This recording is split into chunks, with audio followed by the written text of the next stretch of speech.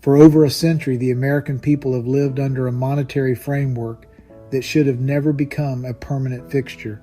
In 1913, during a Congress in recess, the Federal Reserve Act quietly restructured how America manages money, installing a hybrid NGO system blending public purpose with foreign influence. The Fed reign is soon to end. Our United States Treasury is preparing to reclaim its constitutional authority over our nation's monetary system, formally decommissioning the Federal Reserve's conflicted influence and restoring constitutional control with accountable sovereign leaders.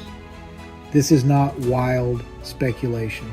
It is the foreseeable resolution of a system that has long abused its purported function and too often prioritized the interest of financial insiders over the public good. The Fed was created in secrecy under a pretext of social good. Instead, its existence manipulated cycles of boom and bust, eras of endless war, runaway credit, asset bubbles, and chronic erosion of purchasing power. As this transition unfolds, the message to every American is simple and powerful. This process is designed to be lawful, deliberate, and transparent, built to restore public stewardship of money, protect savers and workers, and align our monetary policy with national priorities instead of global agendas. Our Treasury Department was established by Alexander Hamilton in 1789 with a clear constitutional mandate: manage the nation's finances, collect revenue, and preserve our dollar's integrity.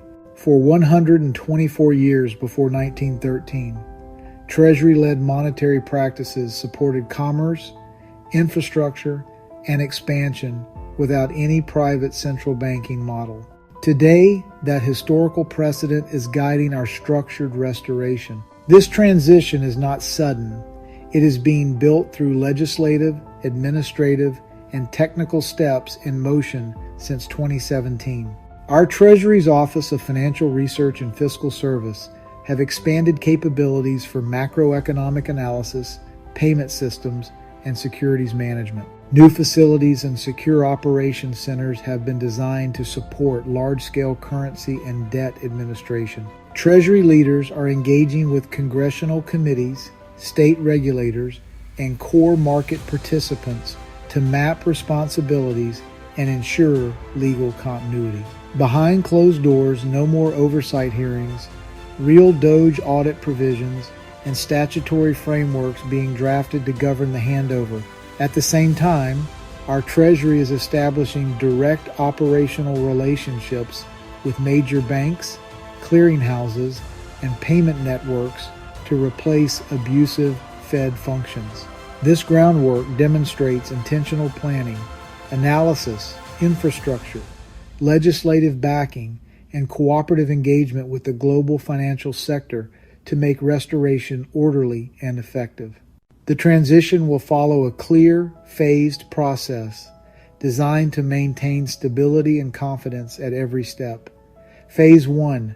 Regulatory integration. Treasury will absorb the Federal Reserve's regulatory roles for banks and systemically important financial institutions, consolidate rulemaking, compliance, supervision, and enforcement under a single accountable public authority. This preserves oversight while removing hidden conflicts where private ownership distorted public policy. Phase 2. Policy authority transfer.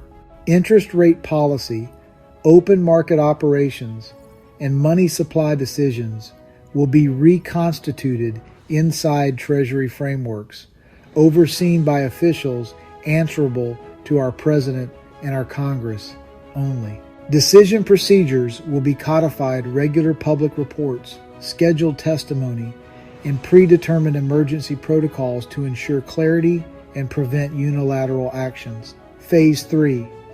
Asset and operations handoff.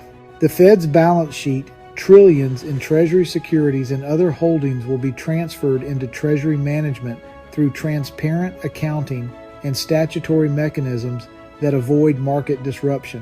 Regional reserve banks will be repurposed as Treasury regional offices, retaining local infrastructure for payments, liquidity provisions, and community-level coordination while ending private Fed structures.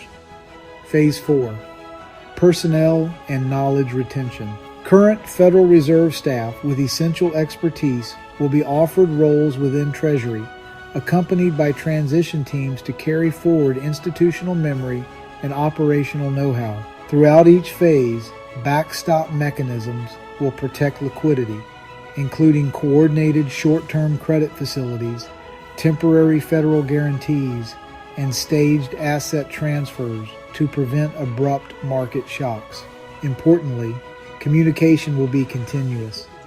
Public briefings, congressional oversight, and international coordination where appropriate, ensuring both domestic markets and global partners understand the timeline and safeguards. This approach minimizes risk, secures the payment system, and preserves credit access while returning control to accountable public institutions. This restoration delivers tangible benefits for everyday Americans and the broader global economy. Transparency will replace the opacity that once surrounded critical monetary decisions. Every major policy action will be publicly documented, debated in open forums, and subjected to statutory oversight. Accountability means policymakers set rates and manage money supply in pursuit of jobs, price stability, and sustainable growth, not to maximize central bank profits. Practically, that translates into interest rate decisions weighed by labor market conditions, real-time data, and investment needs for infrastructure and industry. Currency policy will prioritize purchasing power and competitiveness for American workers and businesses, promoting fair credit access for small enterprises and communities historically underserved by legacy finance.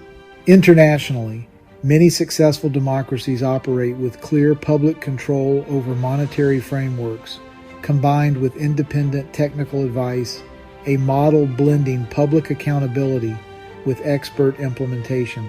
Regulatory consolidation will reduce conflicts of interest and promote consistent enforcement across regions. For Main Street, the result is steadier borrowing costs, clearer expectations for savers and retirees, and monetary policy designed to support broad-based prosperity.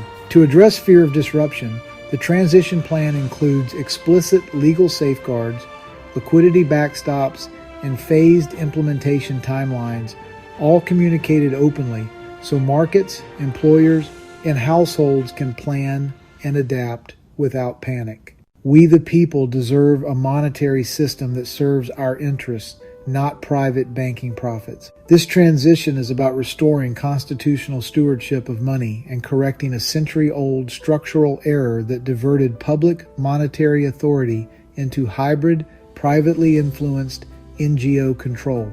The Federal Reserve's role is being methodically dismantled and returned into direct Treasury stewardship governed by statute, supervised by elected representatives, and implemented with technical expertise. Stay informed.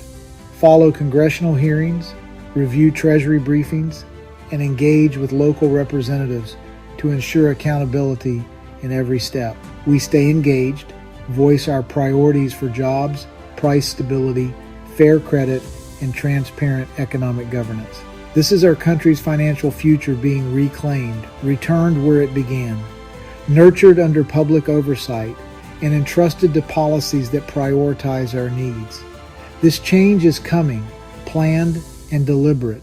Take part in making sure it protects prosperity, liberty, and the economic security of every American.